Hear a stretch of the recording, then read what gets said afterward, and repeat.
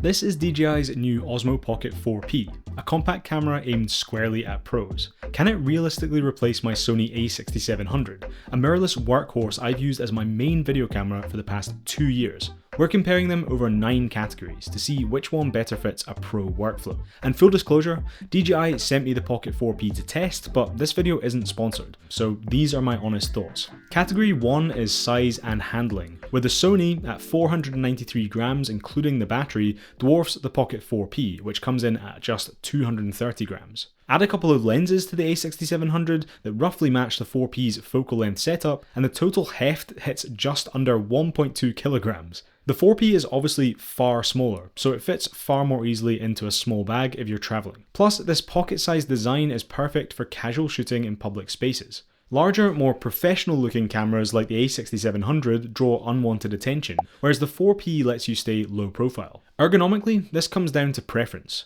The 4P is a lot smaller, but thanks to the lack of weight, it's still very comfortable to hold for long sessions, as long as you have the extender grip and tripod accessories attached. I'd argue the a6700 is more ergonomic, but my hands will get tired holding this for an hour due to the big weight difference. The 4P also has a gimbal built in. Mounting the a6700 on a gimbal to achieve the same stabilisation would vastly increase the space needed in your bag. For protecting the gimbal when stored in a bag, the standard Pocket 4 included a gimbal clamp, which the 4P lacks. It does lock quite securely to be fair, but I would have preferred a physical locking mechanism for more peace of mind. Additionally, the lenses are exposed on the 4P when it's powered off, unlike the Pocket 4, so I highly recommend using the included carry case or storage bag depending on which combo you get, rather than sticking it loose in a bag. An important usability aspect is the fairly small 2-inch touchscreen on the 4P, which is fine for framing, but likely a bit fiddly for someone with larger hands. With the a6700, you get a larger 3-inch fully articulating touchscreen, making shooting above or below you easy. Plus you have a viewfinder, which is super useful on bright days and feels more natural for framing photos. Although the 4P doesn't have an articulating screen, reorienting the camera via the gimbal means you don't actually need one. I'm giving the win to the 4P here, as it's much more portable, even with all its accessories, and while monitoring is a bit tougher, I'd still opt for the 4P for travelling since it saves space and still provides pretty incredible results, which we'll cover later. Next we have lenses and zoom. Along with the main 1x 20mm full frame equivalent lens, the Pocket 4P has an additional 3x 60mm full frame equivalent telephoto lens. Compared to the single lens Pocket 4, this gives you way more versatility, and I found 60mm is an excellent focal length for shooting tech product B-roll. Many of my B-roll shots for the iPhone 17 review were shot on the 4P's telephoto lens, and I was really happy with the results. The 4P also has a very decent minimum focus distance on both lenses, just 9cm on the 1x lens and 20cm on the 3x, allowing for some excellent detail shots. The 4P can losslessly zoom to 6x and digitally zoom to 12x. While the 6x isn't truly lossless, I'd be happy using it in a video as long as there's enough light, as it can get a wee bit noisy in darker situations. The 12x isn't usable for pro workflows though, as the digital cropping is more obvious. However, the a6700 is compatible with an insane number of lenses at a huge range of focal lengths.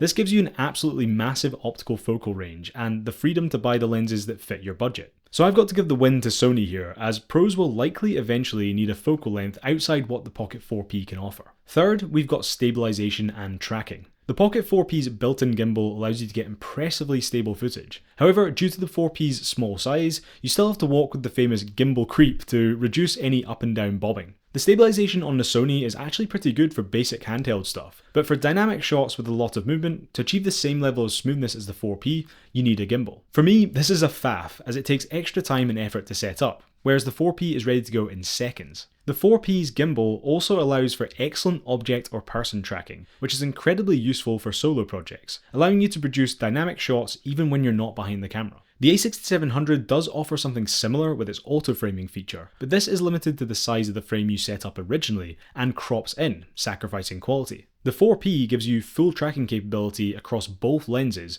using their new ActiveTrack 8.0, all the way up to 12x zoom, so you get a huge amount of flexibility to be creative with your shots. Plus, you can trigger starting and stopping recording and tracking with hand gestures. You can also control the camera remotely either via the DJI Mimo app on your phone, or the excellent frame tap accessory that comes with the 4P's vlog combo. I actually used the frame tap accessory when filming speeches at my friend's wedding. It allowed me to frame up the speeches as different people spoke, and switch between the lenses on the 4P as needed, while discreetly staying in my seat and not interrupting by getting up and messing around with the controls on the 4P. I also think it's just a bit easier to connect the frame tap accessory rather than connecting my phone via the app, which is crucial when you have limited time to get everything set up. This allowed me to reframe the camera by remotely controlling the gimbal, which is something I can't do with the a6700 as there's no way to remotely move where the camera is facing. The 4P wins this category quite easily, thanks to the built-in gimbal giving it so many extra, genuinely useful features. Next is autofocus, and performance and accuracy on both cameras is generally really good. On the 4P, you can switch between continuous and single point autofocus modes, which is good, but there's no option for manual focus, and no way to change the focus racking speed, which is lightning fast by default. For me, the lack of manual focus isn't a massive issue, as you'd struggle to accurately pull focus using the tiny touchscreen anyway, plus the single point autofocus mode is good enough. But I often use a slow focus rack in my B-roll on my a6700 to emphasize one product before showing another. You can't do that on the Pocket 4P, so I really hope DJI adds a focus speed setting via a future firmware update. You do have 3 modes for deciding which subject you're tracking on the 4P, including Product Showcase to prioritize items closer to the camera, Subject Lock to track the person near the center, and Registered Subject Priority, which lets you register your face with the camera so it'll prioritize it for autofocus tracking. Mind you, these are all features available in some form on the Sony. For a true pro workflow, you're going to need the extra fine control of the Sony, so it takes the win here. Next, let's talk dynamic range and image quality. For some context, the 4P's main 1x sensor is a new 1-inch sensor, claiming an impressive 17 stops of dynamic range, achieved by using the D-Log2 profile. The sensor behind the 4P's 3x lens is a smaller 1/1.28-inch sensor, which is limited to standard D-Log rather than D-Log2, but is still capable of around 14 stops of dynamic range. By comparison, the a6700 can pull around 14 stops of dynamic range from its much larger APS-C sensor when shooting in Sony's S-Log3 profile. Comparing real-world results, I'm hugely impressed with the amount of dynamic range you can achieve using D-Log2 on the 4P. I shot this extremely difficult backlit scene, and it managed to correctly expose my face, the shadows, and the super bright sky, even with the sun facing directly into the camera. It honestly blows the a6700 out of the water, and even shooting standard D-Log still keeps up with the Sony. I personally wouldn't really use the standard picture profiles on either of these cameras unless you've got a project that requires a very quick turnaround, as both sacrifice dynamic range compared to shooting log. In terms of image quality, both cameras can shoot up to 4K 10-bit video, with the a6700 topping out at 120 frames per second and the 4P at 240 frames per second. The larger APS-C sensor of the a6700 makes a significant difference here, offering way more image detail in video, even if it is only noticeable when cropping in closely. For photos, the Sony also packs more detail, despite the 4P being able to shoot up to 37 megapixel images in the super photo mode, compared to the a6700's 26 megapixels. However, particularly in video, I was fundamentally very happy with the results when using the 4P for shooting multiple B-roll shots for my iPhone 17 review, and that was mainly using the smaller 3x sensor, so I don't think the difference in detail is significant enough to matter in most situations. Vertical video on the 4P is limited to a 3K resolution, as it's just a vertical crop of the sensor. You can always flip the camera on its side if you want true vertical 4K, but this is slightly awkward. It would be way easier if the gimbal head was able to flip vertically like on DJI's Mini Pro drones. And frustratingly, the slow motion and low light modes don't work in vertical mode. By comparison, on the a6700, you just flip the camera and shoot native vertical photos and videos. I do wish both these cameras had the option for shooting open gate to easily crop for either landscape or portrait video. It's also weird that the photo modes on the 4P are limited to either 16:9 or 1:1. I wish there was the option to shoot 4:3 and use the entire sensor. Hopefully DJI could introduce these changes in a firmware update down the line. For slow motion, the 4P can shoot double the frame rate of the Sony at 240 frames per second, but it's limited to 200 frames per second on the 3x sensor. This is super impressive for this tiny camera, and looks great. The main downside is the inability to shoot slow motion in log on the 4P. I really hope DJI introduces this via a firmware update, as 4K 120 frames per second on the Sony, despite its hefty additional 1.6 times crop, looks great, and you can shoot in S-Log3 for grading later. For low light image quality, I've been genuinely impressed with how the 4P holds up. It has a dedicated low light mode and it sees incredibly well in the dark. The image does look a bit more processed as you can't use log profiles. But switching over to the standard video mode, I'm also surprised with how well the 4P handles low light when shooting in D-Log across both sensors. You can get a pleasantly clean image, even when pushing the ISO settings, which I honestly didn't expect. The a6700 has a dual native ISO in S-Log3, giving you clean images at both 800 and 2500 ISO, which is great for darker situations. In my testing, the Sony honestly looks a bit noisier than the 4P, and there's no major noticeable difference between the detail and the image, which is a major win for the 4P. I'm honestly really struggling to pick a winner in this category as the 4P clearly has far better dynamic range in video modes, but the overall image quality of the a6700 is better. So it's a draw. Category 6 is workflow and convenience. I've built a highly efficient routine with the a6700 for structured talking headshots like this one. It seamlessly integrates with accessories like my teleprompter, whereas this requires a janky, time-consuming workaround on the Pocket 4P. The a6700 also shines in pro environments where precise control is essential. I can use a grey card to lock in a perfect custom white balance in camera, whereas on the 4P, you have to either trust the potentially inaccurate auto white balance or remember to hold up a grey card at the start of every clip to fix it in post, which I often forget. Another niggle is the 4P's pretty limited tools to manage exposure. I would have loved to see native custom zebras in the menus. You can bring up a histogram and an overexposure alert that shows zebras when using the DJI Mimo app, but it would be nice to have that available on the camera without the faff of connecting to my phone every time. Additionally, the 4P lacks a variable aperture, so I'm unable to switch to a smaller aperture for close-up product B-roll to get all the details in focus,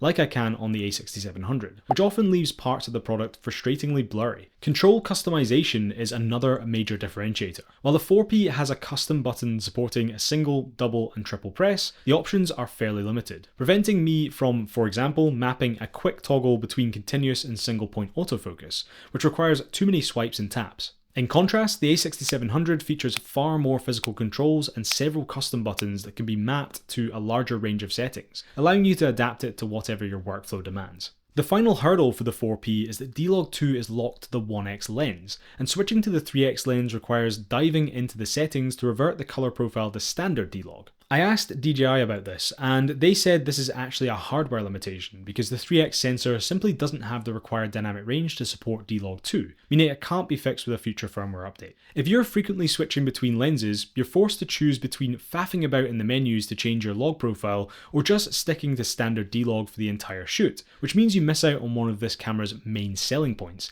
its 17 stops of dynamic range. Though I'd still rather have the option of D-Log 2 on the 1x lens than not at all. Of the other features, the time-lapse and hyperlapse modes on the 4P are very easy to use, but are strictly limited to 25 or 30 frames per second, with no support for 24 frames per second at all. That could be a real pain if you're trying to seamlessly integrate that footage into a 24 FPS timeline. That said, shooting a hyperlapse on the Sony a6700 isn't even possible without balancing it on a bulky external gimbal, so the Pocket definitely wins points for convenience there. The 4P lets you switch lens accessories via a clip-on system for their wide-angle lens adapter or lens filters. However, this just isn't as seamless as the magnetic attachment mechanism on the Pocket 4, and it feels a bit more fiddly. Saying that, it's still quicker than screwing a filter onto the a6700. Generally, for unscripted run-and-gun content, the 4P is incredibly convenient due to its portability and near-instant setup time, delivering a stable, high-quality image within seconds of powering it up. It also has 103GB of super fast internal storage, alongside a microSD card slot. DJI claims transfer speeds of up to 800MB per second, and even though I only topped out at around 600MB per second in my own testing, it's still more than fast enough. This makes transferring files to my editing machine super quick and easy compared to the a6700, which is limited to traditional SD cards with much slower transfer speeds.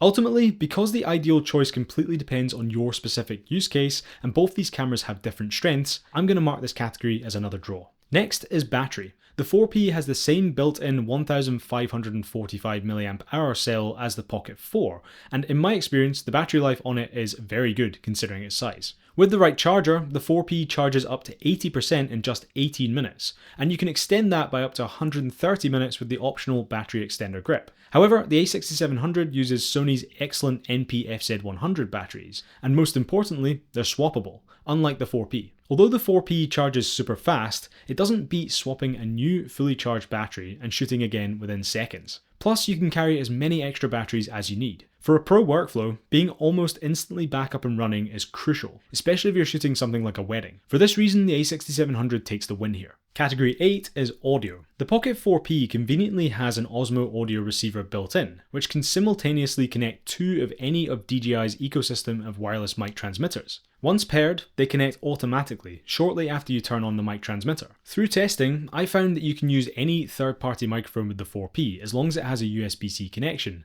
and it's nice to have third-party compatibility if you already have a specific mic setup for filming. The a6700 lets you connect a microphone using the microphone jack or via its multi-interface shoe for compatible wireless receivers. But that leaves a bulky receiver on top of the camera, whereas it's built in on the Pocket 4P. So for ease of use, the Pocket 4P wins. However, the 4P has some audio downsides that pros will notice. First, there isn't enough information for audio gain monitoring. On the a6700, in the mic gain settings, there is a clear gauge to see where your audio is peaking, allowing me to confidently set the gain levels so they peak somewhere between -12 dB and -6 dB, giving me confidence that my audio isn't going to completely peak. The 4P, on the other hand, just shows a fairly arbitrary green, yellow, and red bar to show you when you're close to peaking. Plus, there's no way to listen through headphones and monitor your audio while recording, which is something I guarantee a pro would want to use to make sure their audio sounds good. Saying that, if you use the DJI Mic 3 with the 4P, then you can set it up to automatically start recording internally at 32-bit float quality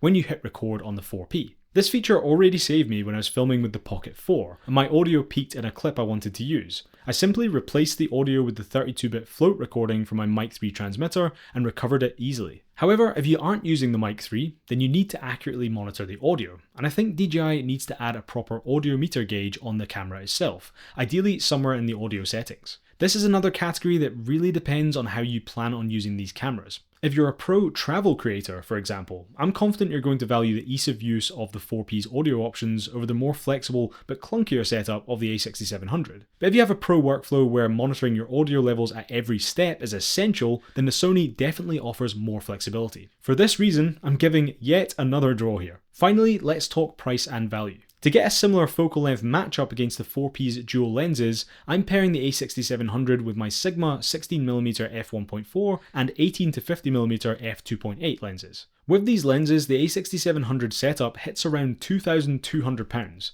The 4P comes in two combos, the standard combo at £529 and the vlog combo at £605, which are both less than a third of the cost of the a6700 setup. But there are a few important things to note here. Firstly, if you plan on using the Osmo frame tap accessory or want a DJI wireless mic bundled with the 4P, you'll need to opt for the vlog combo. Secondly, the vlog combo weirdly includes the DJI Mic Mini 2, whereas the regular Osmo Pocket 4 creator combo includes the DJI Mic 3. This seems odd as the Pocket 4P is marketed as a professional camera, and surely professionals will want to make use of the advanced features of the Mic 3, like 32-bit float internal recording. I'd love to see another 4P combo that includes the Mic 3 instead. Maybe it could be called the Creator Pro combo. With the US restrictions on DJI, it doesn't look like it's releasing there anytime soon, unfortunately. Considering how powerful this camera is though, these prices are a cracking deal, and it really affects the conversation about which camera you should consider, even for pro work. I've got to give the easy win here to the Pocket 4P. So after covering all the categories, we've overall landed on a draw. This tells me that which camera suits you best depends on your specific workflow.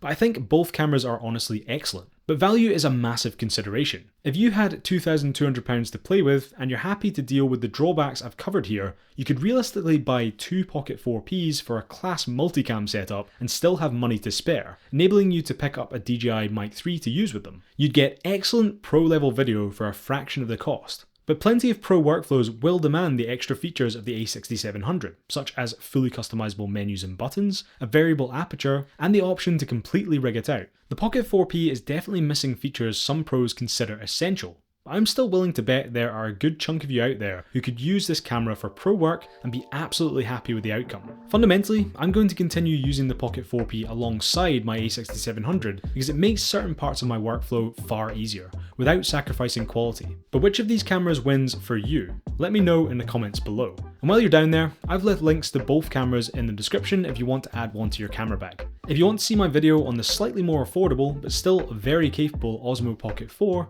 click right here to watch that next. Cheers.